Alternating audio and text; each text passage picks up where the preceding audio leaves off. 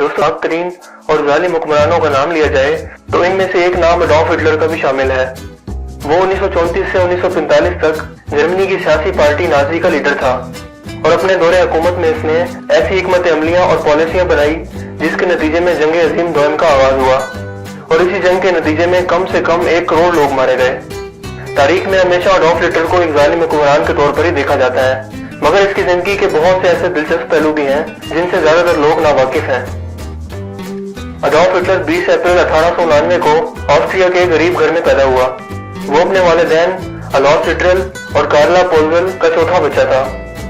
वो fine arts में हिस्सा लेकर अपना मुस्तकबिल बनाना चाहता था, लिहाजा ऑस्ट्रिया के शहर वियना के एक प्राइवेट कॉलेज में इसने दाखिला लेने के लिए दरखास्त दी, मगर कॉलेज के म्यार पर पूरा न उतरने पर इसे 2 मरतबा रिजेक्ट कर दिया गया।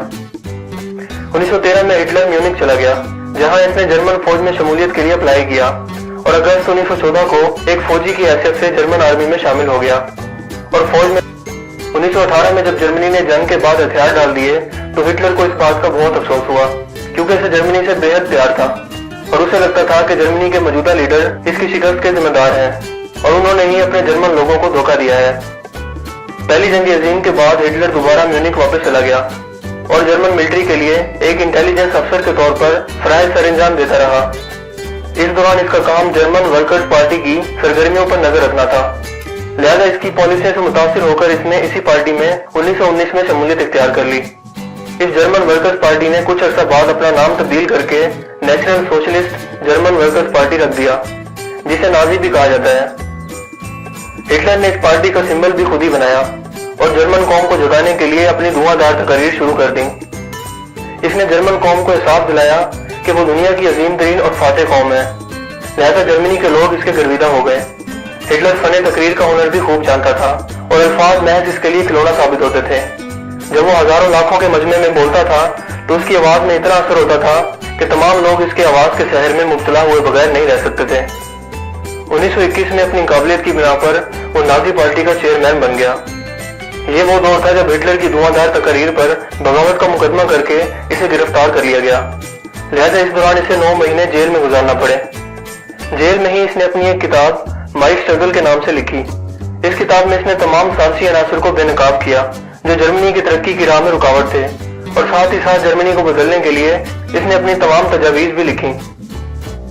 1932 में हिटलर सदर के ओहदे के लिए इलेक्शन में खड़ा हुआ, जबकि इसके मुकाबले में 80 साल के पॉल वॉन हेंडरबर्ग नामी शख्स था। इस इलेक्शन में हिटलर को भारी अक्सरियत से कामयाबी हासिल हुई, लिहाजा हेंडरबर्ग ने ना चाहते हुए भी जमहूरियत को कायम रखने के लिए हिटलर को चांसलर बना दिया। इस चांसलर के ओहदे को हिटलर ने कानूनी फौजी हुकूमत के तौर पर इस्तेमाल किया, क्योंकि इसने 4 साल के लिए इनोबलिंग एक्ट के नाम से एक कानून बनाया, जिससे इसकी कैबिनेट को तमाम इख्तियारात मिल गए। मतलब अब वो आयन और कानून के खिलाफ भी जा सकता था। हुकूमत पर मुकम्मल कब्जा हासिल करने के बाद हिटलर ने सबसे पहले अपनी मुखालिफ पार्टियों पर दबाव डालना शुरू कर दिया, लिहाजा 14 जुलाई 1933 को हिटलर की नाजी पार्टी ही एक वाहिद सियासी जमात बच गई, जबकि जो इसका साथ नहीं देता था इसके खिलाफ सख्त रवैया अपनाया जाता था। हेंडनबर्ग की मौत से एक दिन पहले कैबिनेट ने सदर के इख्तियारात को खत्म करने का कानून बनाया, जिसकी बदौलत हिटलर इसी कानून से फायदा उठाकर रियासत का हुक्मरान और गवर्नमेंट का भी हुक्मरान बन गया। यूं तमाम फौज के इख्तियारात भी इसके पास आ गए थे, मतलब मुल्क के तमाम इख्तियारात हिटलर के कब्जे में चले गए।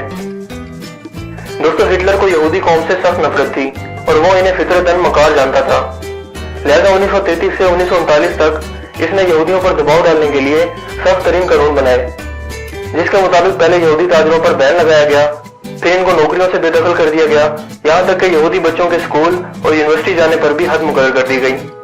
इनके पासपोर्ट पर जे नाम का लफ्ज भी लगा दिया गया।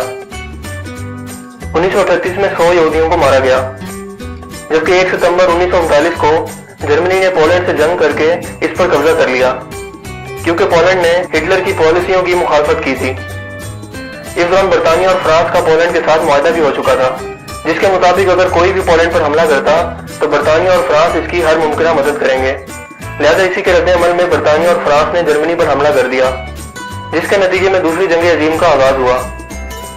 इस खूनरेज दूसरी जंग अजीम के दौरान हिटलर ने यहूदियों की 2/3 आबादी को मार दिया।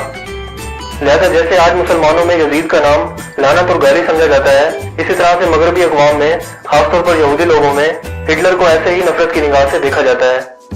और शायद ही दोबारा मगरिब में किसी ने अपने बच्चे का नाम हिटलर रखा हो।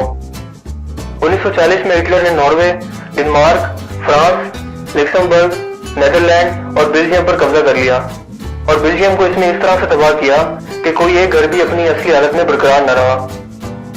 1941 में इसने सोवियत यूनियन में अपनी फौज को भेजा और रूस का एक बड़ा हिस्सा फतह करके इस पर कब्जा कर लिया।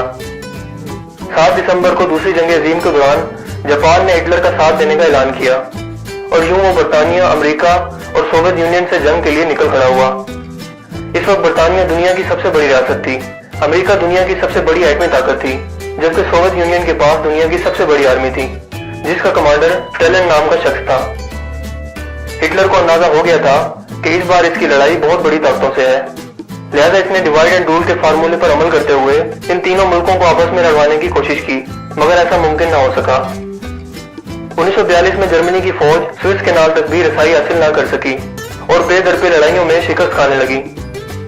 जर्मनी के कई लीडर्स को अंदाजा हो गया था कि अब जर्मनी की हार पक्की है और वो इस मुकाम तक पहुंचने का जिम्मेदार सिर्फ और सिर्फ हिटलर की जिद और उसकी पॉलिसी का नतीजा समझते थे और उन्हें लगा कि अगर ऐसा ही चलता रहा, यानी हिटलर मुसलसल जर्मनी पर काबिज रहा, तो जर्मनी का वजूद मुकम्मल तौर पर खत्म हो जाएगा।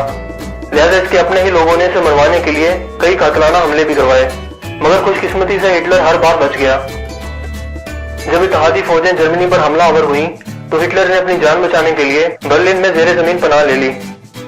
29 अप्रैल 1945 की आधी रात को हिटलर ने अपनी दोस्त ईवा ब्राउन से इसके बंकर में शादी कर ली और अपनी शादी के एक दिन बाद यानी 30 अप्रैल 1945 को नामालूम वजूहात की बिना पर खुदकुशी कर ली। दोस्तों, हिटलर की शख्सियत का एक पहलू और भी है जिससे शायद बहुत से लोग नावाकिफ हैं।